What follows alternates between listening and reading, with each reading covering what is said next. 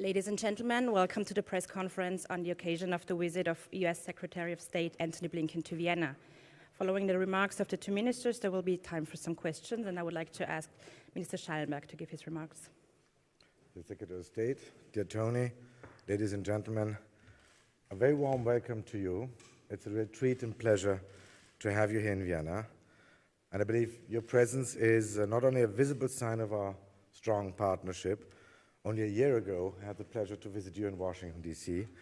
It is also a very much appreciated sign of your support for the work of the UN, of the United Nations here, in particular the UNODC, the United Nations Office on Drugs and Crime. And I can tell you that Austria is a very committed member of your global coalition to address synthetic drugs threats.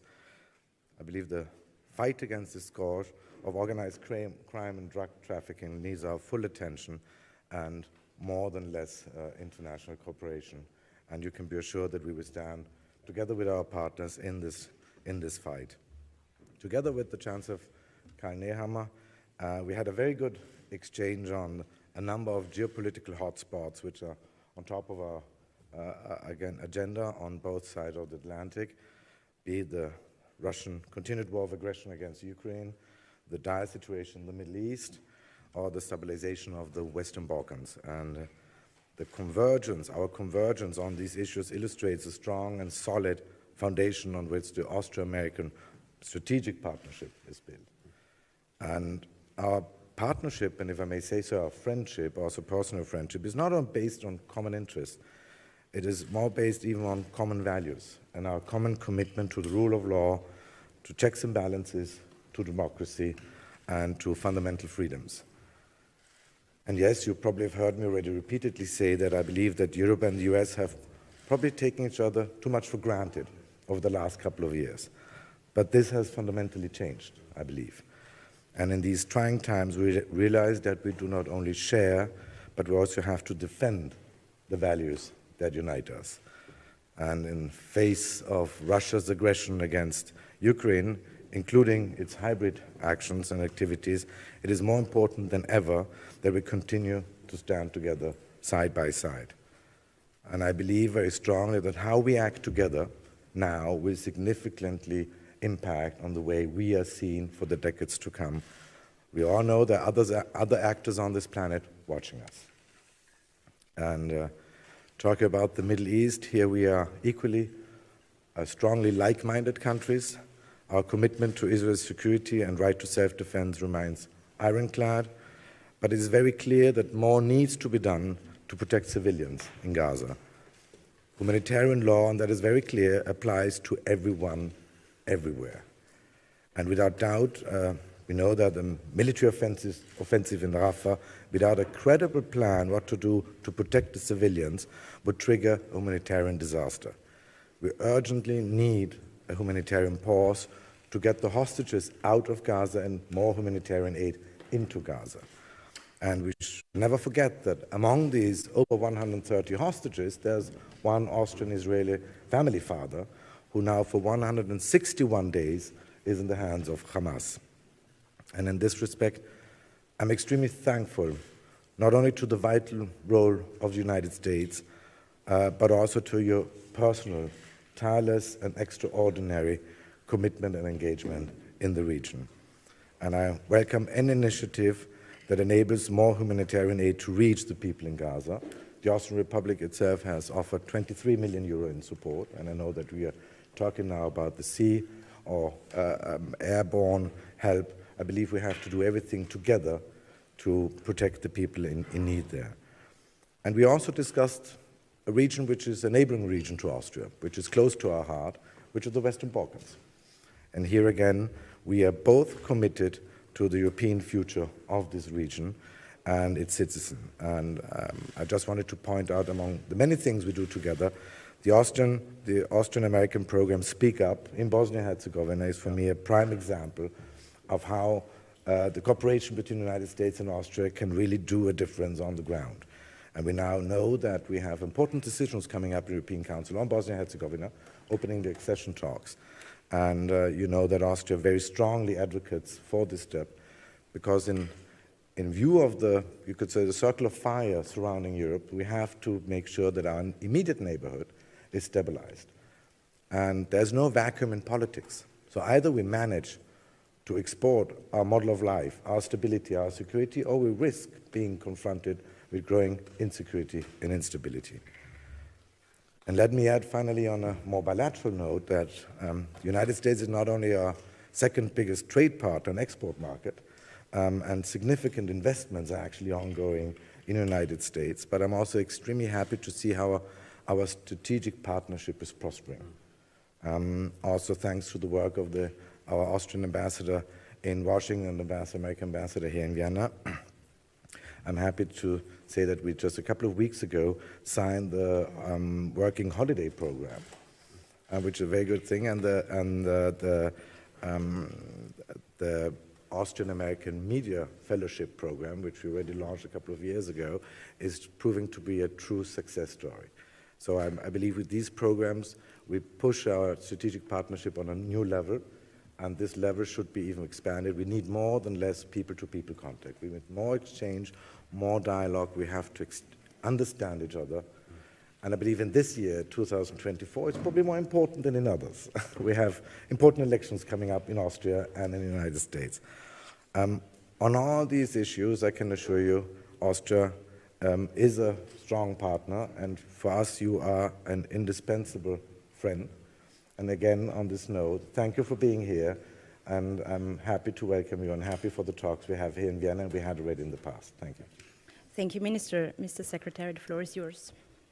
Well, Minister Schallenberg, Alexander, my friend, my colleague, thank you. Thank you for the incredibly warm welcome, and my thanks as well, and especially to the Chancellor for the extremely productive and in-depth conversation that we just had. I greatly appreciate it and value it. And yes, the fundamental fact is that we have deep appreciation for the friendship between Austria and the United States and the partnership between our countries, a partnership for freedom, for security, for prosperity. In so many ways, in so many places, our countries are working together to try to continuously move in that direction. Here in Europe, the Russian aggression against Ukraine continues, but Austria has been a stalwart supporter of Ukraine from day one, and a key member of an alliance of more than 50 countries coming together in different ways to support Ukraine.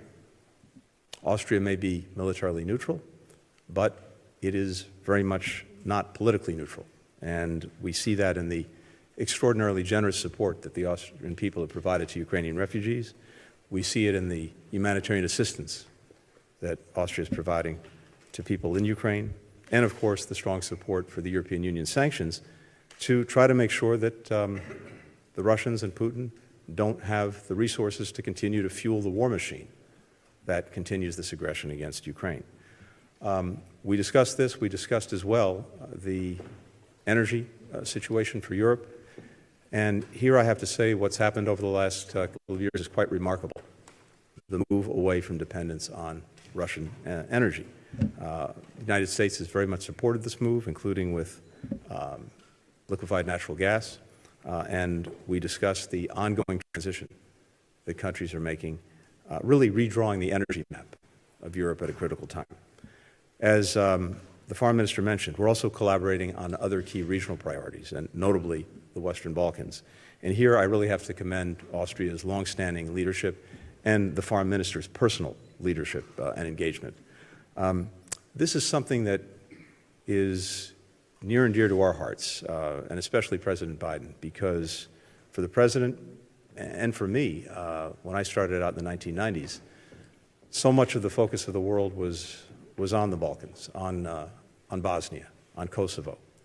And one thing we don't need, Europe doesn't need, and especially the people of the Western Balkans don't need, is a back to the future moment where we find ourselves back in the 1990s. And thanks to the engagement of Austria, the leadership of Austria, we're moving decisively in a different direction, a positive direction, a direction in which the Western Balkans is genuinely integrated with Europe. We share the goal of a democratic, prosperous, peaceful region integrated with the rest of Europe.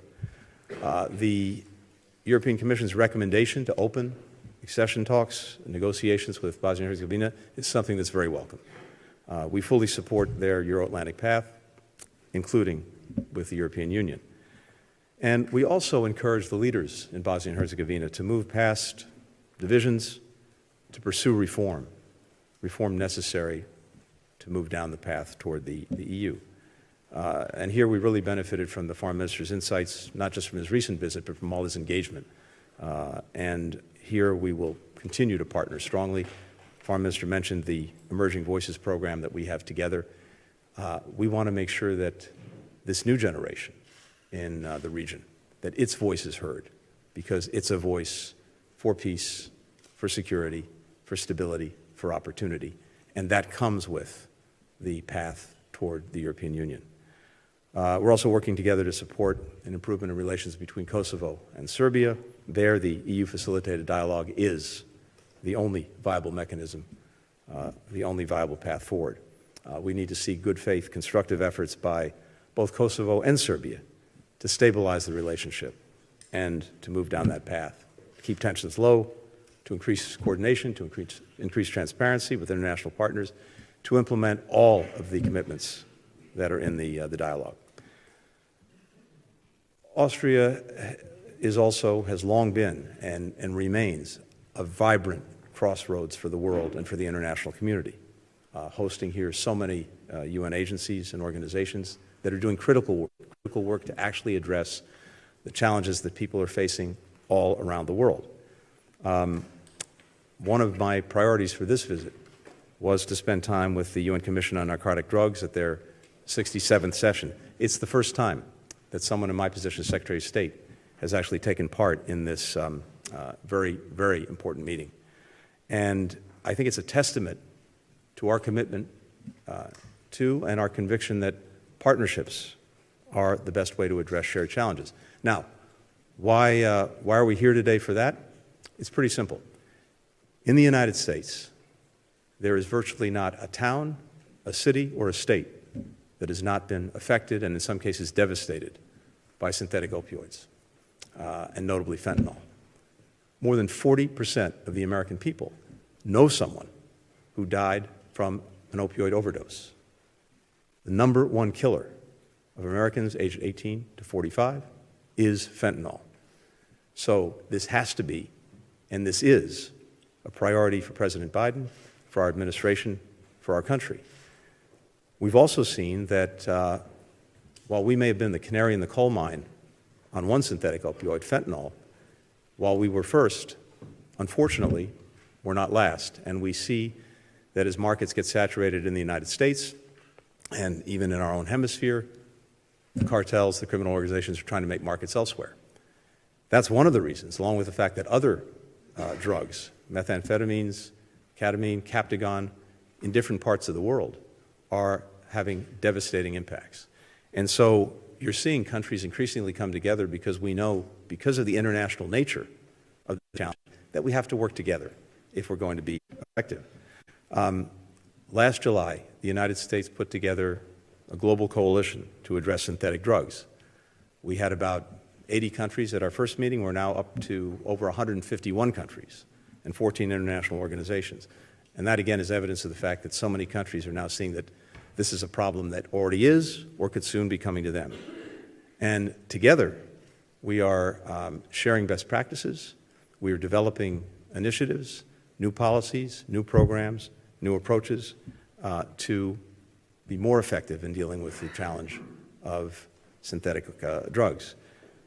This global coalition has developed through its working groups, 1,500 participants from all of these countries in these working groups, 120 new specific initiatives for how to effectively address the problem. And we very much appreciate Austria's very active participation in all three of the major working groups that we established. Today we announced the United States government is taking some additional steps. We're advocating for the addition of 2 chemical precursors to the international control list. These are the ingredients that go into making synthetic drugs. And making sure that those key ingredients are controlled is one of the most effective ways to make sure that they're not illicitly transferred and turned into something like fentanyl. We'll sponsor a resolution on overdose prevention and response, on harm reduction, and we just pledged an additional $170 million for international efforts to address synthetic drugs through the UNODC, on top of the $100 million that we announced back in September. Finally, I had a chance as well to spend time at the IEA and met with Director General Grossi. We discussed the dangers to global security from Russia's aggression against Ukraine, and in particular, the threat that that has posed to the Zaporizhzhia nuclear power facility. The IEA's efforts to prevent a nuclear catastrophe are in service of quite literally everyone on this planet. We also expressed support for the IEA safeguards and verification mandate, something that is critical in a variety of places around the world. And in particular, we discussed how we can best support the Director General's efforts to secure full Iranian cooperation with its obligations. Beyond the regional, beyond the global partnership, as the Foreign Minister said, we have an incredibly strong bilateral partnership between our countries. And especially in times of challenge, there's no greater source of confidence, no greater source of strength than the kind of friendship and partnership that we have with Austria. Thank you. Thank you, Ministers. The first question, Mr. Schütz-Apper. I wanted to ask a question to both of you. It's about Middle East, because there are some brand new issues. That the Israeli government today has approved the military offensive on Rafah. What do you think about that? Is there a risk of a humanitarian disaster? Yes. Okay. Well, as I said already at the beginning, and I was just recently, 10 days ago, in the Middle East, and I had discussions on this issue, among them with our Israeli colleague, Israel Katz, but also in Amman and in Ramallah. At the time, our Israeli friends told us that if an offensive on Rafah were to start, they would supply us with a credible and plan on how to deal with the 1+ million refugees, you might say, internally displaced Palestinians who are now amassed in the south of Gaza Strip. And I believe this is necessary. As I said, Israel has, and it is in a dilemma as a rule of law state fighting terrorists. It's a very unequivocal sort of fight, unequal fight. On the one side, you have a terrorist organization, Hamas, not abiding, not respecting any rule, less even humanitarian law. But Israel has to measure itself by international law, and the decision or the plan, as far as I understand, doesn't mean yet that it will be executed immediately. It's simply that the Prime Minister was presented with a plan and that he has given a green light. And the easiest thing for me to do would be to say exactly what the Foreign Minister said, because we have exactly the same position. But simply to repeat, President Biden has been very clear that given the large number of civilians in Rafah, about 1.4 million, many of whom, as the Foreign Minister said, have been displaced from other parts of Gaza, we have to see a clear and implementable plan, not only to get civilians out of harm's way, but also to make sure that once out of harm's way, they're appropriately cared for, with shelter, with food, with medicine, with clothing, and we have not yet seen such a plan. Thank you. Bloomberg, Mr. Marloff. Thank you. Mr. Secretary, thanks. I just have a few questions.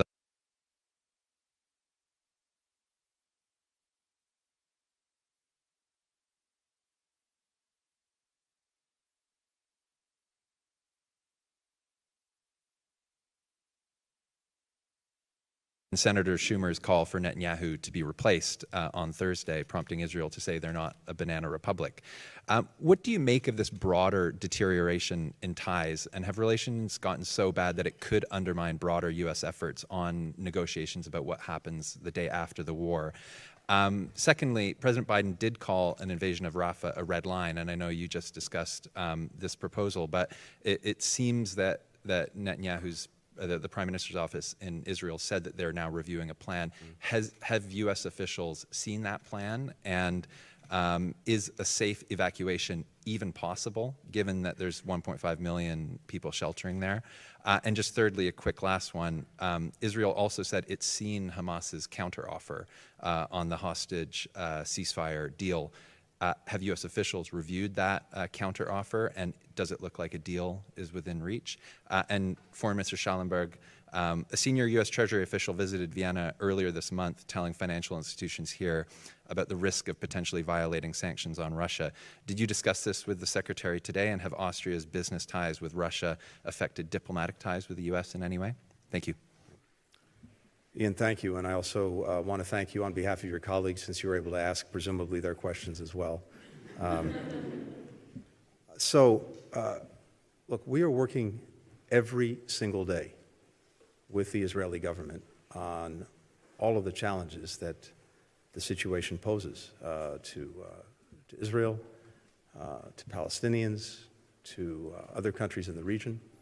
And that's happening across our governments, and it's happening on a whole variety of issues, including our commitment to help make sure Israel is able to defend itself and not ever see a repeat of October 7th, to make sure, though, at the same time, that more and better is being done to protect civilians in harm's way in Gaza, to get the humanitarian assistance they so desperately need to the children, to the women and the men, to look at everything that needs to be done to prevent the conflict from spreading, including to the north with Hezbollah and Lebanon, or more broadly in the region.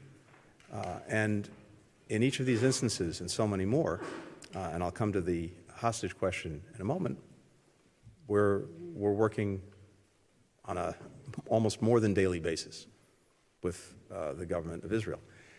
As past administrations have worked with Israeli governments, whatever party or persuasion they were, whatever party or persuasion our own government was. That's the nature of the relationship. Also the nature of the relationship, and this is particularly true of President Biden, who has such a long-standing history with Israel. As he said, and I'm sure you've heard him say, he's worked with every Israeli prime minister going back to Golda Meir. He speaks very directly, very candidly, very openly about our views, our perspectives, our thoughts with our partners. That's fundamental to the relationship. That's actually the strength of the relationship, to be able to speak clearly, candidly, and directly. On Rafah, as I've said, I won't repeat it, but you asked specifically, have we seen the plan that has been alluded to now in the press? And the answer is no, we've not yet seen it. On the hostages, yes, there has been a counterproposal put forward by Hamas. I obviously can't get into the details of what that involves, but what I can tell you is we're working intensively with Israel, with Qatar, with Egypt, to bridge the remaining gaps and to try to reach an agreement. We have conversations that are happening now as we speak here, and I am convinced they'll go on into the coming days. Israel has sent back a negotiating team to pursue this, and I think it reflects the sense both of possibility and of urgency to get an agreement, to get a ceasefire, to get the hostages back, to get even more humanitarian assistance in. This is something that we're committed to, and we will work as long and as hard as it takes to get it done. May I add to this last point? Here we see again very much eye to eye with our American friends. If we talk about acts of violence of radical settlers, we talk about provocations in holy sites, settlements or calls for displacement, we are friends of Israel as well. But I believe it's up to friends to find open words, and our line is very clear and very much like yours. I've been already in the past calling for sanctions by the European Union on violent extremist settlers. I think their actions are extremely dangerous and an act of lack of solidarity in a country which is in a fundamental crisis and fight for the time being. And to ignite a fire in the West Bank while the fighting is gone in Gaza is irresponsible, fully irresponsible. On your question on Russia, We discussed the whole area of relationship with Ukraine, Russia, and it's no secret that Austria is heavily engaged and was heavily engaged in Ukraine and in Russia. We're the sixth biggest investor in Ukraine. 200 companies are still there and have remained, although a war is raging there. And yes, Austrian companies were also present in Russia and are partly still present, as about 95% of all Western companies. There are American companies, a lot of them that are in Russia too. From my perspective, and as a foreign minister of Austria, it's very clear, and there's no doubt and cannot be any doubt about it, sanctions have to be respected fully. All sanctions in place, there cannot be any exceptions.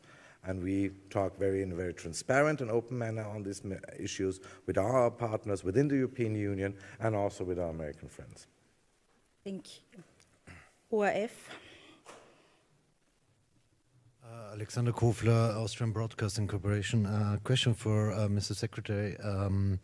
What do you think, because you spoke about the energy markets in Europe, what do you think about the still strong dependency of Austria on Russian fossil fuels, gas, and so on? Is there a way for the US to support Austria to become more independent from Russia?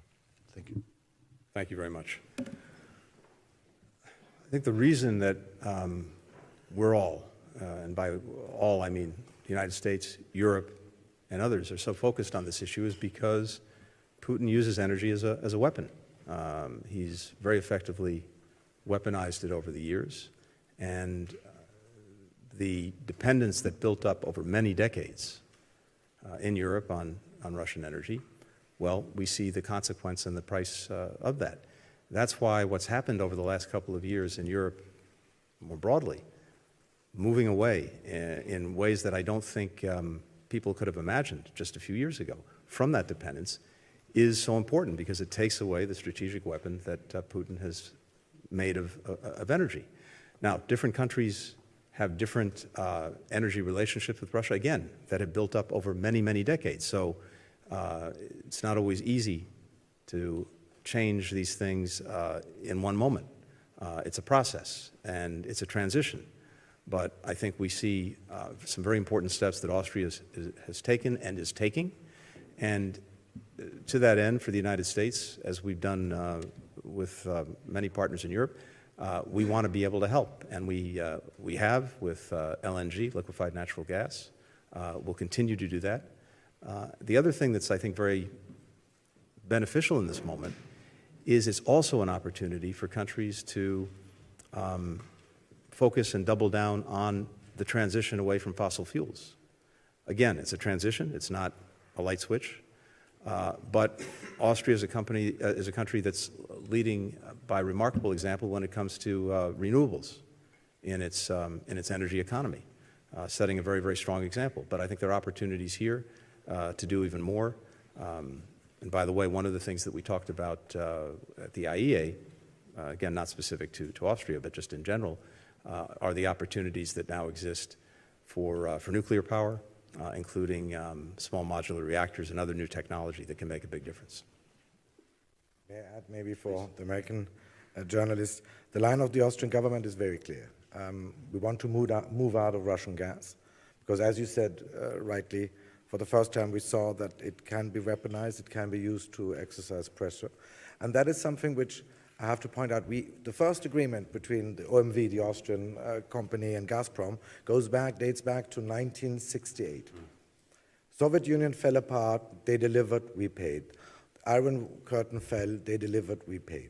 Nobody ever used gas or grain or any other of these products as a leverage. Putin is the first one. It wasn't Andropov, it wasn't Chernenkov, it wasn't anybody of those. It wasn't the Soviet Union. Putin was the first one. So and yes, we have probably over the decades, because it was comfortable, it was possible, created a dependency, but we have moved out now aggressively to a certain degree. And we will continue doing so. The aim of the Austrian government is to be 100% independent of Russian gas by 2027. Thank you. And there is one last question, New York Times. Mr. Crawley, please. Thank you both. Secretary Blinken, the good news is I have no more questions than my colleague did. The bad news is I do have a multi-part question. On Iran, there was a report this week that the U.S. has conducted secret indirect talks with Iran, in part about its nuclear program. Is there any chance you would comment on that and say what our current message to Iran about its nuclear program might be? Also related to Iran, and since you have both talked about Ukraine, what is your latest sense of the possibility that Iran will supply missiles to Russia, presumably for use on the battlefield in Ukraine, and what would be the U.S. and Western response to that? And then very briefly on Haiti, it's now been more than 3 days since your trip to Jamaica and the agreement that established plans for this transitional council to appoint members. We were told that would happen within a day or two. We're now about 3 or 4 days past that. There's some reports that that process is not going so well. Are you concerned that that process is breaking down, and is there a plan B if it does? And Mr. Minister, a question that I'm sure is a very familiar part of the debate here in Austria, but less familiar to Americans. Now that Sweden and Finland have abandoned their own military neutrality and joined NATO because of their concerns about Russian aggression, I wonder if you could talk about whether there's any rethinking of Austria's own neutrality and any prospect that you might consider NATO membership in the foreseeable future. Thank you both. Michael, with regard to Iran, our message is clear, and it's public, and it's a message that's shared by many other countries, notably by France, by the UK, by Germany, by the European Union, which is to stop taking steps to increase its nuclear capacity by spinning more centrifuges and by enriching more uranium, and to move in the other direction. And we've been very clear about that. One of the reasons I was here at the IAEA today was precisely to talk about the work the IAEA is doing to try, despite the very challenging circumstances, to make sure that it's monitoring, verifying, and also holding Iran to its safeguard agreements and requirements that it has under the Non-Proliferation Treaty. So this is something that we've been very clear on, and we're in very close coordination with European countries on this, with the EU, and also supporting the IAEA. And look, beyond that, I don't have anything to add, but I think it's very clear what we, and by we I mean all of these countries, plus more broadly, many in the international community, expect of Iran. On the question of Iranian missiles to Russia for use in Ukraine, there too, we've sent very clear messages to Iran not to do it. And this has been the subject of considerable conversation among a number of countries in Europe and the United States.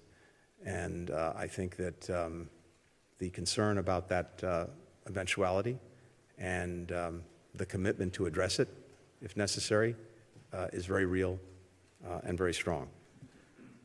On Haiti, this is never going to be smooth, never going to be linear. An agreement was reached, a Haitian-led agreement was reached to move to a new transitional administration, a presidential council, one that would be inclusive, that would bring in all the major stakeholders, all the major parties, that would have responsibility for naming a new prime minister, an interim prime minister, naming a National Security Council, an electoral commission, all with the objective of putting Haiti clearly on the path to elections and to